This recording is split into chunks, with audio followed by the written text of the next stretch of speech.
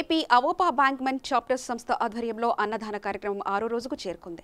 Lockdown నేపథ్యంలో రెక్కాడితే గాని డొక్కాడని పేదలకు ఇండియన్ రెడ్ క్రాస్ సొసైటీ సహకారంతో ప్రతిరోజు ఆహారం పంపిణీ చేస్తున్నారు.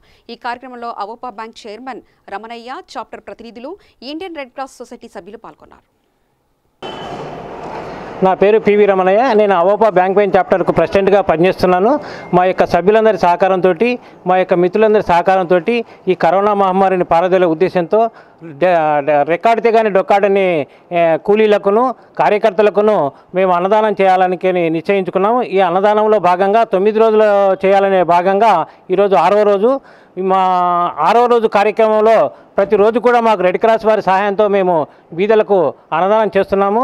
ఈ యొక్క కార్యక్రమాన్ని నిర్వహించుటకు చాలా సంతోషంగా ఉన్నది.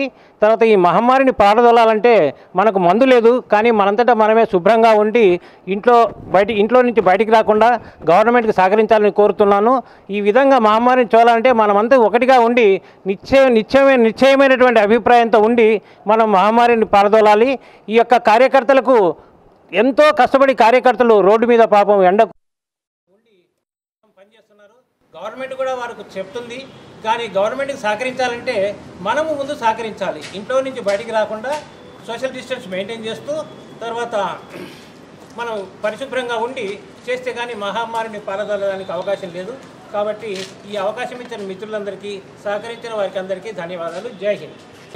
మన భీమిరెడ్డి గారు, మాకు రెడ్ క్రాస్ తరఫున భీమిరెడ్డి గారు మనకు ప్రతిరోజు కూడా మరి సహకారం తీసుకుంటున్నాం. అట్లాగే ఠాగూర్ గారికి, రాఘవేంద్ర గారికి, శేఖర్ గారికి, ముకుందరావు గారికి, టిఎన్ఎస్ ప్రసాద్ గారికి, రమేష్ గారికి ధన్యవాదాలు చెప్తున్నాం. న్యూస్ అండ్ అలాగే వైశ్య వికాస వేదిక నుండి ఇవాళకి 6th డే.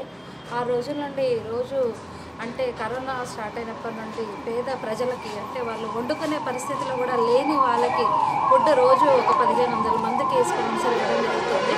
ముఖ్యంగా ఏంటంటే ఈ కరోనా రాకుండా చూడాల్సిన బాధ్యత ఇంట్లో లేడీస్ పైనే ఉంది. వాళ్ళు కొంచెం జాగ్రత్తగా నీట్గా ఉంటూ పిల్లల్ని కానివ్వండి, వాళ్ళ హస్బెండ్ని కానివ్వండి 24 అవర్స్లో కనీసం ఒక 2 అవర్స్కి ఒకసారి చేతులు కడుక్కోవడం, మొహం కడుక్కోవడం అవన్నీ చెప్తూ బయటకి రాకుండా. ఇప్పుడు పోలీస్ డిపార్ట్మెంట్ మన కోసం ఎంతో కష్టపడుతుంది. భార్య, భర్త, పిల్లల్ని వదిలిపెట్టి రోడ్డు పైన ఉన్నారు.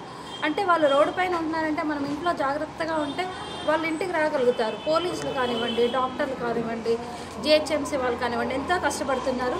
వాళ్ళు హ్యాపీగా ఉండాలి అంటే మనం ఇంట్లో ఉండి మన జాగ్రత్తలు, మనం ఈ కరోనా తగ్గే వరకు జాగ్రత్తగా ఉంటే బాగుంటుందని మా విన్నపం. Thank you.